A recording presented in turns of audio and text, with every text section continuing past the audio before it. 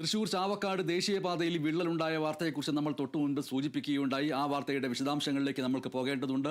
മണത്തലയിലെ നിർമ്മാണം നടക്കുന്ന മേൽപ്പാലത്തിന് മുകളിൽ ടാറിട്ട ഭാഗത്താണ് റോഡ് വിണ്ടത്. ഈ വാർത്തയുടെ വിവരങ്ങളുമായിട്ട് അനീഷ് ആന്റണി ചേരുന്നു. അങ്ങനെ റോഡ് വിണ്ടു, അത് രാത്രി ശ്രദ്ധയിൽപ്പെട്ടു. രാത്രി തന്നെ രഹസ്യമായിട്ട് അത് അടയ്ക്കുകയും ചെയ്തിരിക്കുന്നു എന്നതാണല്ലോ. എന്താണ് അതിന്റെ വിശദാംശങ്ങൾ അനീഷ് ആന്റണി? ബനേഷ്, ഇന്ന് രാവിലെയാണ് വിള്ളൽ അടച്ചത്. ഇന്നലെയാണ് ഈ സംഭവം അവിടുത്തെ പ്രദേശവാസിയായിട്ടുള്ള ഒരാളുടെ ശ്രദ്ധയിൽപ്പെടുന്നത്.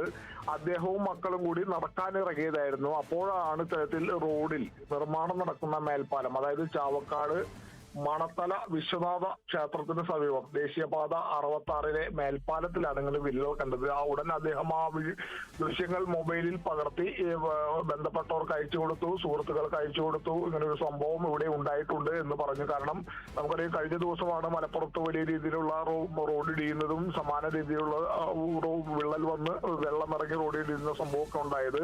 ആ ഒരു സംഭവം ഈ പ്രദേശത്തുള്ളവരുടെ മനസ്സിലൊക്കെ ഉണ്ട്, വാർത്തകളിലൊക്കെ കണ്ടതാണ്. അപ്പോഴാണ് ഇങ്ങനെ നടന്നു പോകുമ്പോൾ ഇങ്ങനെ ഒരു വിള്ളൽ കാണുന്നത്. ആ ദൃശ്യങ്ങൾ സഹിതം ഇന്നലെ പല സമൂഹ മാധ്യമങ്ങളിലും വാർത്ത വന്നിരുന്നത്. രാത്രി വൈകി ആ ദൃശ്യങ്ങൾ ദേശീയപാത അധികൃതരുടെ ശ്രദ്ധയിലും പെട്ടിരുന്നത്. ഇതോടെയാണ് ഇന്ന് രാവിലെ എത്തി പ്രത്യേക ഒരു മിശ്രിതം ഉപയോഗിച്ച് ഈ 50 മീറ്ററോളം വിണ്ടു കിടക്കുന്ന ഈ മേൽപ്പാലത്തിന് മുകളിൽ ആ വിള്ളൽ അടയ്ക്കുന്ന ഒരു ഘട്ടത്തിലേക്ക് എത്തിയത്. പക്ഷേ ആളുകൾക്ക് വലിയ ആശങ്കയുണ്ട്. ഈ മേൽപ്പാലത്തിന് സമീപത്തൊക്കെ താമസിക്കുന്ന ആളുകൾക്ക് വലിയ ആശങ്കയുണ്ട്. നിർമ്മാണത്തിലിരിക്കുന്ന ദേശീയപാതയാണ്. കാരണം മലപ്പുറത്തൊരു സംഭവം ഉണ്ടായതാണ്. സമാന രീതിയിൽ ഈ വിള്ളലിലൂടെ മഴയാണ്, ശക്തമായ മഴയായിരുന്നു ഇന്നലെയൊക്കെ. അതിന്റെയൊക്കെ ഭാഗമായിട്ടായിരിക്കണം ഒരുപക്ഷെ ഈ ദേശീയപാത നിർമ്മാണത്തിലിരിക്കുന്ന ഭാഗത്ത് മണ്ണിട്ടിട്ടാണ് ഈ മേൽപ്പാലം ഉണ്ടാക്കുന്നത്. ആ മണ്ണ് അടിയിലേക്ക് ഒന്നുകൂടി ഇരുന്നതാകാം ഒരുപക്ഷെ വിള്ളലിന് കാരണമെങ്കിലും ഈ വിള്ളലിലൂടെ വീണ്ടും ഇനിയൊരു മഴ പെയ്താൽ, വെള്ളം ഇറങ്ങിയാൽ വലിയ രീതിയിലുള്ള മണ്ണിടിച്ചിലും പാലമിടിച്ചിലും ഒക്കെ ഉണ്ടാകുമെന്നൊരു ആശങ്ക പ്രദേശവാസികൾക്കുണ്ട്. അത്തരത്തിലുള്ള ആശങ്ക തന്നെയാണ് അവിടെയുള്ളവരെല്ലാവരും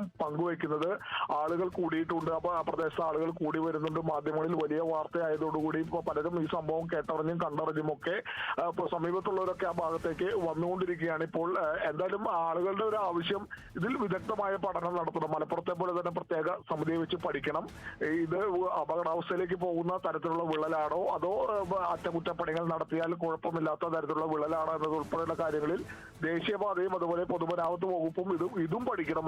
മലപ്പുറത്തെ സംഭവം പോലെ ഈ സംഭവം പഠിക്കണം എന്ന് തന്നെയാണ് ഇവരുടെ ആവശ്യം. പഠിക്കുക മാത്രമല്ല, അതിന് കൃത്യമായ ഒരു പരിഹാരം കണ്ടെത്തണം. വലിയൊരു ദുരന്തത്തിലേക്ക് ഈ ഭാഗം പോകാതിരിക്കാനുള്ള മുൻകരുതലുകൾ എടുക്കണമെന്നാണ് പ്രദേശവാസികളുടെ ഇപ്പോഴത്തെ ആവശ്യം. ബനേഷ്, അവിടെ ആശങ്കയോടുകൂടി വന്നുകൊണ്ടിരിക്കുന്ന പ്രദേശവാസികളിൽ ആരുടെയെങ്കിലും അഭിപ്രായം കാണിച്ചു തരൂ അനീഷ് ആന്റണി?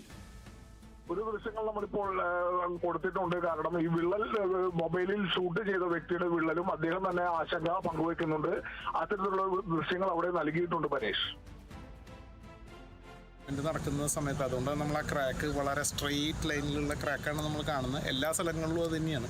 ഇന്നലെ രാത്രി ഈ വീഡിയോ കണ്ട ഉടനെ തന്നെ വന്നിട്ട് കുറച്ച് ഒരു ഈ മണൽപ്പൊടിയും കുറച്ച് ടാറൊക്കെ ഇട്ടിട്ട് അവരത് ക്ലോസ് ചെയ്യാൻ ശ്രമിച്ചു. പക്ഷെ അത് നമ്മൾ ഈ ഇരുട്ടുകൊണ്ട് ഓട്ടടയ്ക്കുന്ന പോലത്തെ ഒരു പരിപാടിയാണ്.